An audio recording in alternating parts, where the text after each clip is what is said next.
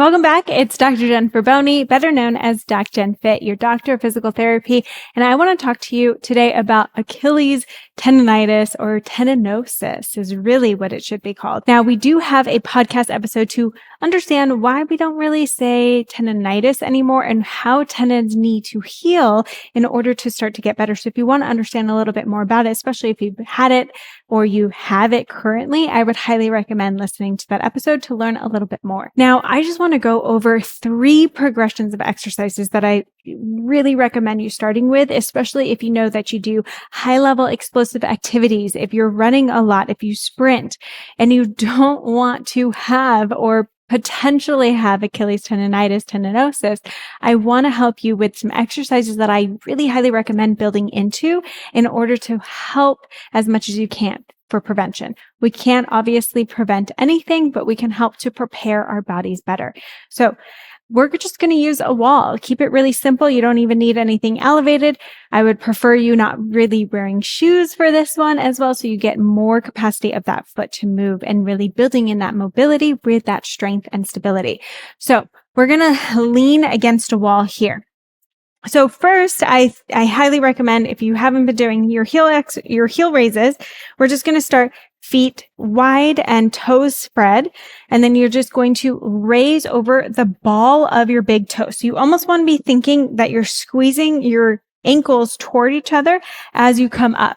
So I want to make sure that you have good mobility rising all the way up on top of that big toe, that ball of the big toe, squeezing those heels in toward each other and then coming down nice and slow. So the slow part is really what's important for that Achilles, especially if you are just healing. This is a good place to start. Now, if you can try just transferring to one leg and then slowly coming down, coming up and working on that slow descend, 1 foot at a time. Okay. So that's a good place to start. That isn't too much pressure on that Achilles. Then if we want to take it up a notch, that's where we can scoot the feet back. This is going to put a lot more pressure and load onto my calves. And then I can heel raise up, the same thing, squeezing those ankles toward each other, staying over the ball of my big toe and going really slow on the way down. So this isn't about how fast you can go. This is about really slow reps. Then you can transfer again to one single leg, slow on the way down. You can either go up on 2, down on 1, or the progression would be just staying on the single leg. Now, one thing I do want to note too is when we run, when we sprint, we always have a little bend in our knees.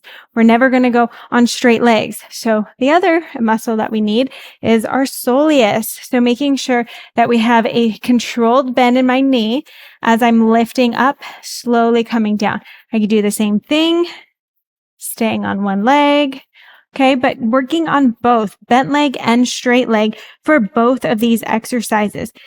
Leaning, coming down, and really feeling into that full stretch and range of motion of that ankle that you have available is really important. So if you need to lean away, challenge it a little bit more. That's fine. Okay. So with a bent leg, with a straight leg, moving that leg to whatever range of motion you have the capacity to really work on building that capacity and load through the full range of motion of that Achilles. Then we want to take it up a notch. So this is where we're going to go a little bit more dynamic in nature. And I like to do just 1 foot at a time. So I'm going to come back. I'm going to bend from this leg, and then I'm going to come into a fast kind of like high knee position here. So load into that leg and then explode. Slow on the way back and explode. Slow on the way back, explode. Okay, so now we're kind of working that full range from that knee bent position and then driving all the way up into extension, driving all the way up. So bend, get a good stretch all the way out of that Achilles, and then hop it up. Or no, not hop, just a quick explosive nature all the way back. Explode all the way back.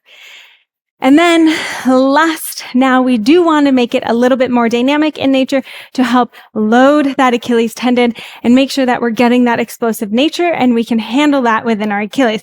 So that's why we're going to do the exact same exercise, but now I'm going to explode up, land, land. Okay. And I'm really working on that quicker landing. So now we're not necessarily working on the eccentric control and going slow. We're landing and loading into it quick and then exploding out of it. And what this is going to help with is usually when people are getting Achilles tendonitis, it's something quick. Maybe they stepped back and they did a quick step into a sprint. And it's just that quick little step that didn't have that load and that capacity to stretch all the way before loading that caused that snap. So if we can start to work on that in a more dynamic nature, then you can help to build that tendon capacity to, again, help your best to avoid injury.